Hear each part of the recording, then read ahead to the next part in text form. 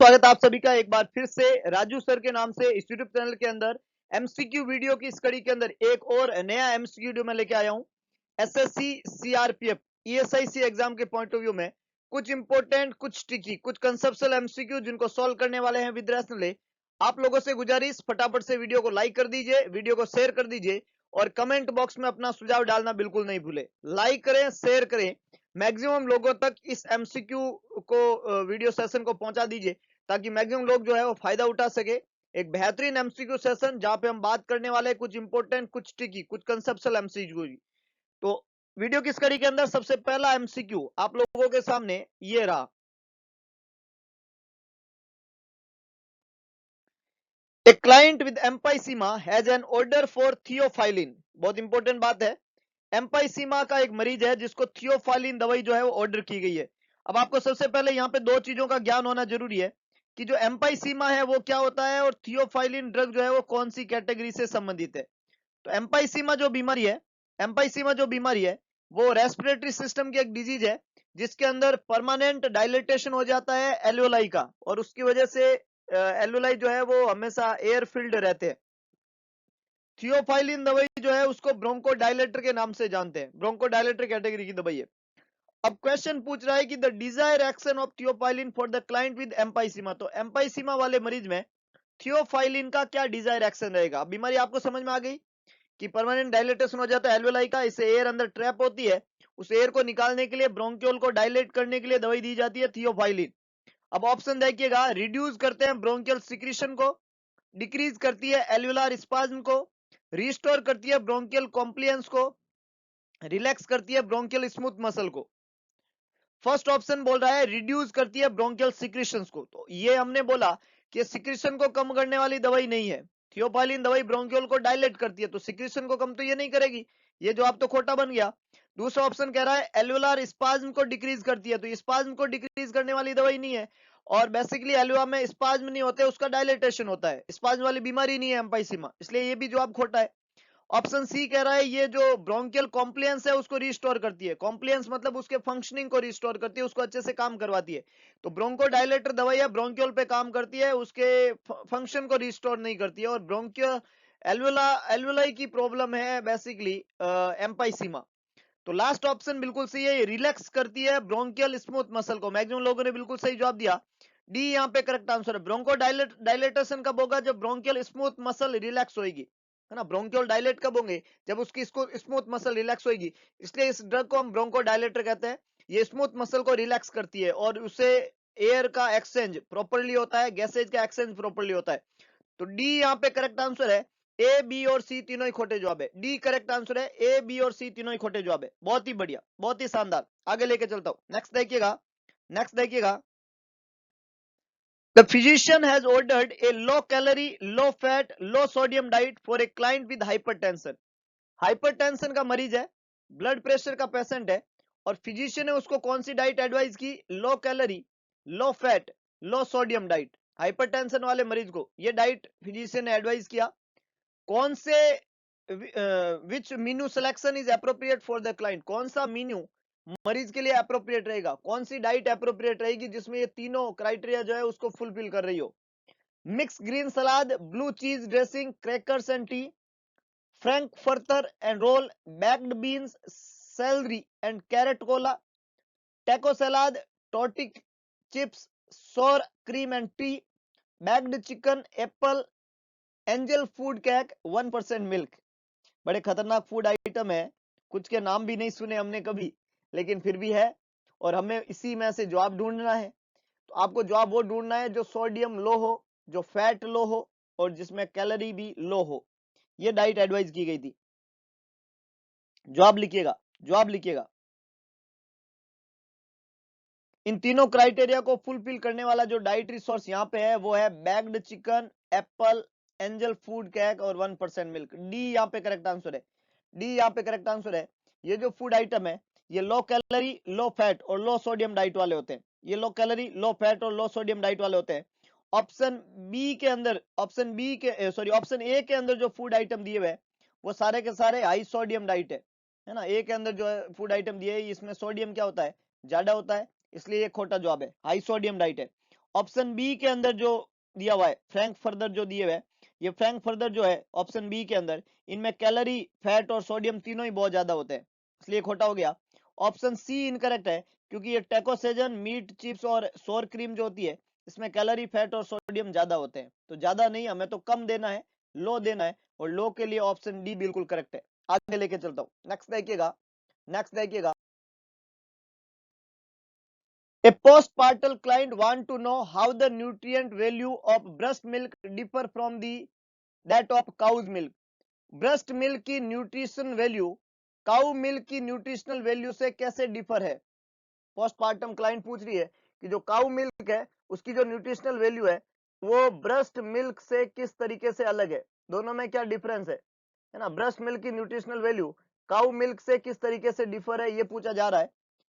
The nurse should tell the client that breast milk is, nurse client को बताएगी कि जो ब्रेस्ट मिल्क है वो है, कैसे डिफरेंस है, अलग कैसे है, ब्रेस्ट मिल्क की न्यूट्रिशनल वैल्यू जो है वो काउ मिल्क से डिफर है, तो कैसे है, ब्रेस्ट मिल्क क्या चीज में अच्छा है, ये क्वेश्चन पूछा जा रहा है। फर्स्ट ऑप्शन है हायर इन फैट, सेकंड है हायर इन आयरन, थर्ड है हायर इन कैल्शियम, फोर्थ है हायर इन सोडियम। चार ऑप्शन यहाँ पे लिखे हुए हैं, किस तरीके से डिफर है, अलग कैसे है, ब्रेस्ट मिल्क में क्या इंपॉर्टेंट चीज है। बहुत बढ़िया, बहुत बढ़िया, कुछ लोगों ने सही जवाब देने की कोशिश की है। ब्रेस्ट मिल्क जो होता है वो ज्यादा होता है, हायर होता है फैट के अंदर काउ मिल्क की तुलना में। कुछ लोगों ने सही जवाब दिया, ए करेक्ट आंसर है साहब। आयरन नहीं, आयरन खोटा, ब्रेस्ट मिल्क आयरन बहुत पुअर सोर्स होता है आयरन का, है ना। ब्रेस्ट मिल्क जो होता है वो उसमें आयरन कम होता है काउ मिल्क की तुलना में, ज्यादा नहीं होता है, कम होगा। ब्रेस्ट मिल्क में कैल्शियम कम होता है काउ मिल्क की तुलना में, है ना। ब्रेस्ट मिल्क में कैल्शियम जो होता है वो लगभग 20 ग्राम होता है, 30 ग्राम होता है ना। ब्रेस्ट मिल्क में कैल्शियम जो होता है वो 30 ग्राम होता है, और काउ मिल्क में कैल्शियम जो होता है वो 120 ग्राम होता है, लगभग 4 गुना ज्यादा होता है। तो काउ मिल्क में कैल्शियम ज्यादा होता है, ब्रेस्ट मिल्क में ये कम होता है, यहाँ लिखा हुआ है ब्रेस्ट मिल्क में ज्यादा होता है, इसलिए खोटा है। काउ मिल्क में आयरन ज्यादा होता है ब्रेस्ट मिल्क की तुलना में, यहाँ पे लिखा हुआ ब्रेस्ट मिल्क में आयरन ज्यादा होता है, इसलिए खोटा जवाब है। काउ मिल्क में सोडियम जो है ज्यादा होता है ब्रेस्ट मिल्क की तुलना में, इसलिए यहाँ पे लिखा हुआ है काउ मिल्क में ज्यादा होता है, इसलिए भी खोटा जवाब है। तो option A, option sorry option B, option C और ऑप्शन डी तीनों ही खोटे। ऑप्शन ए बिल्कुल करेक्ट है, ऑप्शन ए बिल्कुल करेक्ट है, हायर इन फैट। बहुत ही बढ़िया, बहुत ही शानदार, वेरी गुड। आगे लेके चलता हूं, नेक्स्ट देखिएगा, नेक्स्ट देखिएगा।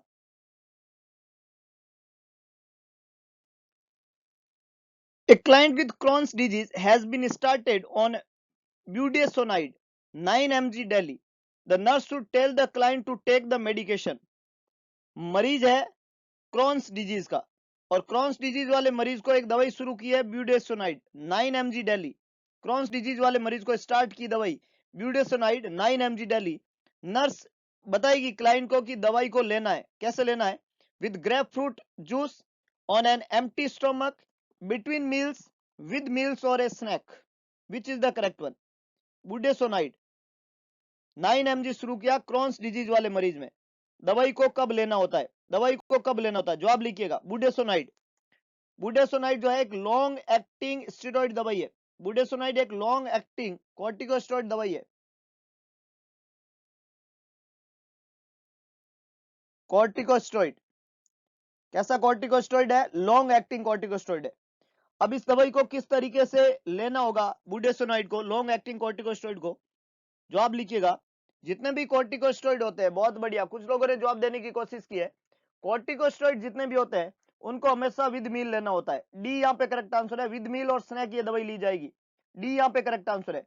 Grep fruit juice, empty stomach या बिटवीन मील यहाँ पे खोटे जवाब है, विद मील और snack. Corticosteroid should be taken with meal और स्नैक। बहुत ही बढ़िया, बहुत ही शानदार, आगे लेके चलता हूं, नेक्स्ट देखिएगा, नेक्स्ट देखिएगा। Novel nursing institute, play store पे जाइए, टाइप करिए नोवल नर्सिंग इंस्टीट्यूट, इस लोगो के साथ में एक ऐप दिखेगा, 5 स्टार रेटिंग का ये ऐप, इंस्टॉल कर दीजिए ऐप को। नोवल नर्सिंग इंस्टीट्यूट का ऐप है जहां पे आप ऑनलाइन स्टडी प्लेटफॉर्म से जुड़ सकते हो टीम नोवल के संग।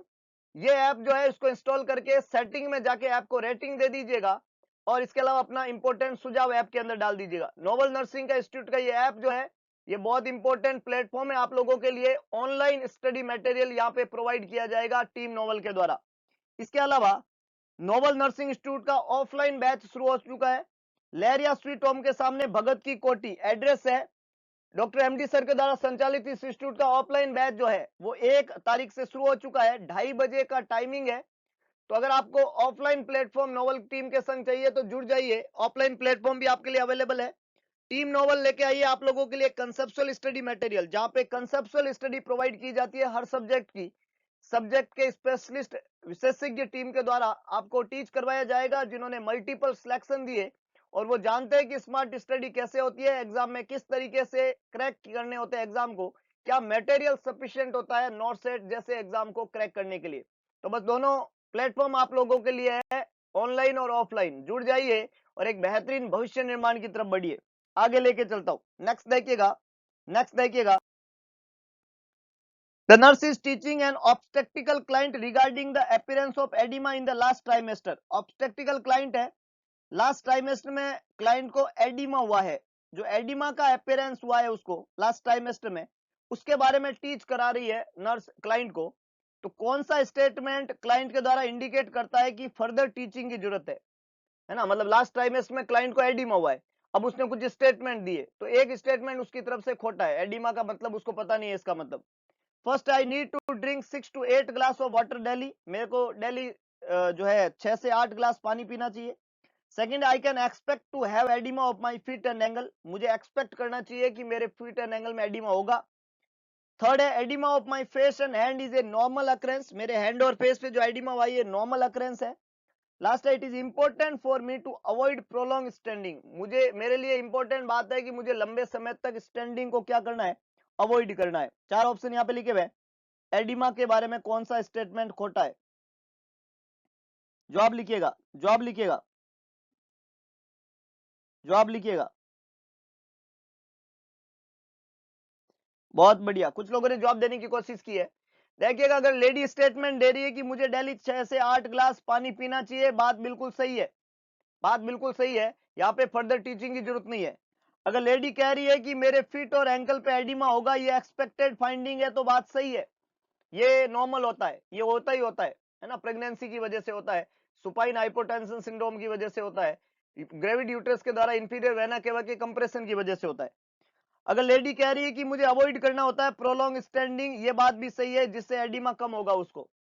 तो ए बी और डी तो तीनों स्टेटमेंट उसके द्वारा सही है, उसको और टीचिंग देने की जरूरत नहीं है। लेकिन अगर लेडी बोल रही है कि एडिमा जो फेस और हैंड के ऊपर होता है वो नॉर्मल है, तो ये खोटा जवाब है। इसका मतलब लेडी को समझ में नहीं आया। हैंड और फेस का एडिमा जो होता है वो प्री क्लैम्सिया को इंडिकेट करता है, प्रेगनेंसी इंड्यूस्ड हाइपरटेंशन को इंडिकेट करता है, ये कभी भी नॉर्मल नहीं है। तो ये स्टेटमेंट जो है वो खोटा है, ये नॉर्मल अकरेंस नहीं है। बाकी तीनों स्टेटमेंट सही है, नॉर्मल है, उसमें कोई टीचिंग की जरूरत नहीं है। तो करेक्ट आंसर यहाँ पे क्या बनेगा? सी। बहुत ही बढ़िया, बहुत ही बढ़िया, कुछ लोगों ने सही जवाब दिया, बहुत ही शानदार। आगे लेके चलता हूं। नेक्स्ट देखिएगा। While reviewing the client's lab report, the nurse notes that the client has a potassium level of 3 milligram पर लीटर। लैब रिकॉर्ड को रिव्यू किया, 3 मिलीग्राम पर लीटर पोटेशियम की value I. What is the best source of potassium? Potassium का best source क्या रहेगा? Lab value आपने check की, पोटेशियम की वैल्यू आई 3 मिलीग्राम पर लीटर। तो सबसे बेस्ट सोर्स क्या रहेगा पोटेशियम का? 1 cup of Apple juice, 1 cup of orange juice, 1 cup of cranberry juice, 1 cup of prune juice. 4 option यहाँ पे लिखे हुए हैं। 3 मिलीग्राम पर लीटर पोटेशियम की वैल्यू आई। बेस्ट सोर्स क्या रहेगा पोटेशियम को बढ़ाने का? बेस्ट सोर्स क्या रहेगा? जवाब लिखिएगा, जवाब लिखिएगा। पोटेशियम का बेस्ट सोर्स क्या रहेगा?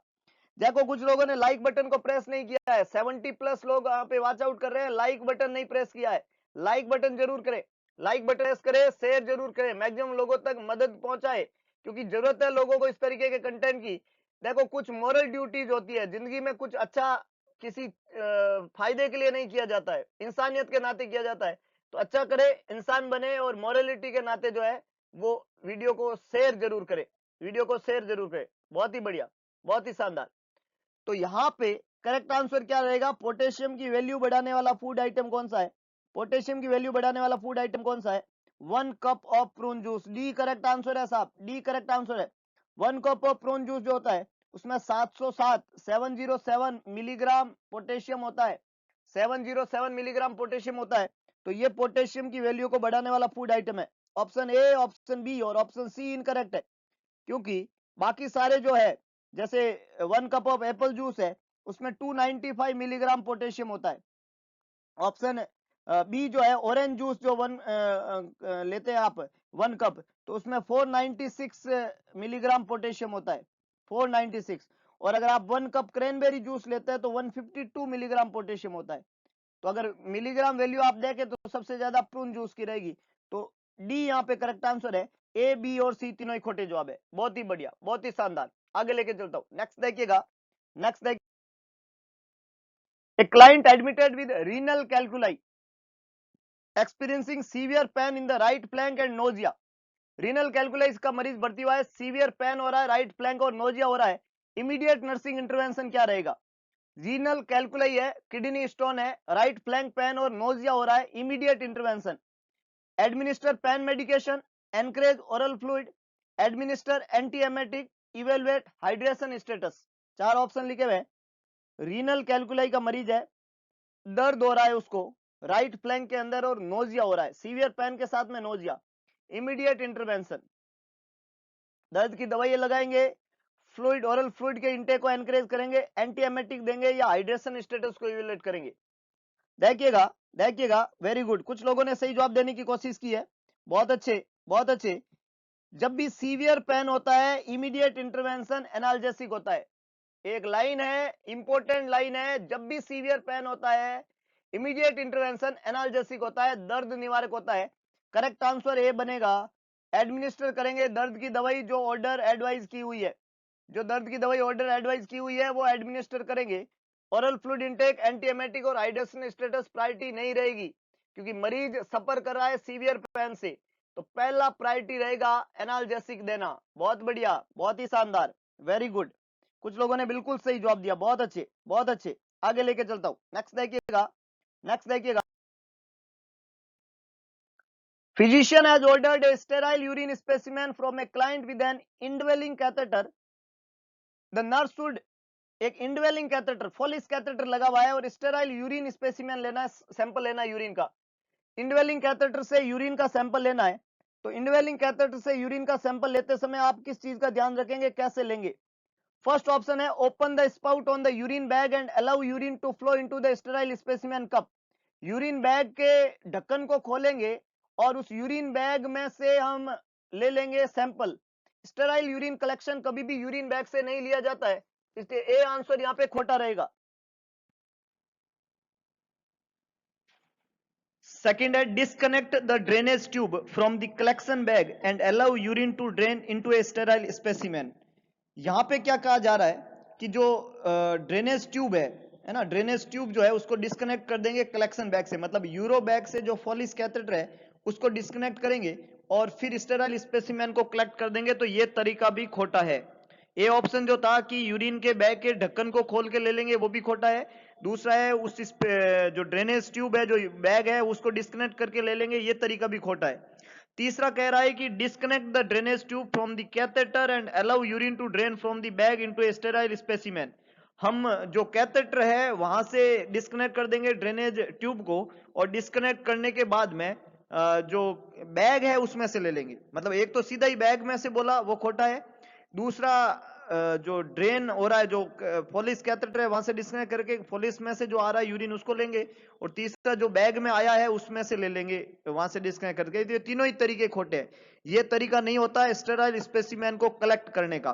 तो सही तरीका क्या है, हम यूज करेंगे एक स्टेराइल सिरिंज और एक निडल, और रिमूव करेंगे यूरिन को पोर्ट से नियरेस्ट द क्लाइंट, क्लाइंट के पास वाले पोर्ट से उसको लेंगे और यूरिन को प्लेस करेंगे स्टेराइल स्पेसिमेन में। ये तरीका बिल्कुल सही है, डी बिल्कुल करेक्ट आंसर है। मैक्सिमम लोगों ने ठीक से जवाब देने की कोशिश की है। ये एक प्रैक्टिकल टेक्निक है, प्रैक्टिकल तरीका है। आपको एग्जाम के अंदर स्पेसिमेन कलेक्शन से संबंधित वीडियो लेक्चर भी दिख सकते हैं। तो ये कंसेप्चुअल चीजें हैं, बहुत इंपॉर्टेंट चीजें हैं। इस तरह की कंसेप्चुअल स्टडी, फंडामेंटल से संबंधित ये चीजें हैं।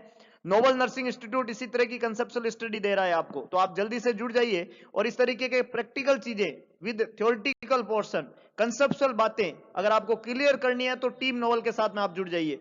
डी यहाँ पे करेक्ट आंसर रहेगा सर। यूरिन का स्पेसिमेन का अगर सैंपल आपको लेना है इंडवेलिंग कैथेटर से, तो यही सही तरीका है जिससे आप सैंपल को ले सकते हैं। बहुत ही बढ़िया, बहुत ही शानदार। आगे लेके चलता हूं, नेक्स्ट देखिएगा, नेक्स्ट देखिए।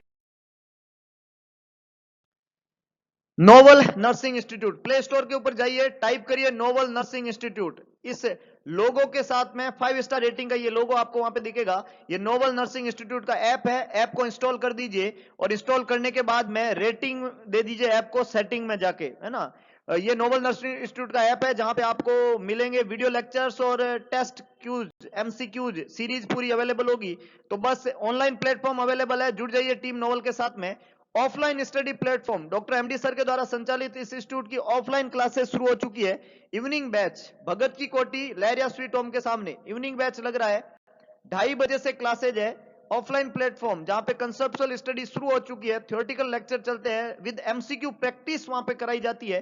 तो बस आपको अगर ये चीजें करनी है, थ्योरेटिकल लेक्चर के साथ में एमसीक्यू प्रैक्टिस और उस सारे एमसीक्यू को विद रैशनल सॉल्व करवाया जाता है, वो अगर आपको करना है तो टीम नोवल के साथ में जुड़ जाइए। ऑनलाइन और ऑफलाइन दोनों प्लेटफॉर्म अवेलेबल है। एक बेहतरीन स्टडी मटेरियल जहां से आप अपनी सफलता की राह चुन सकते हैं।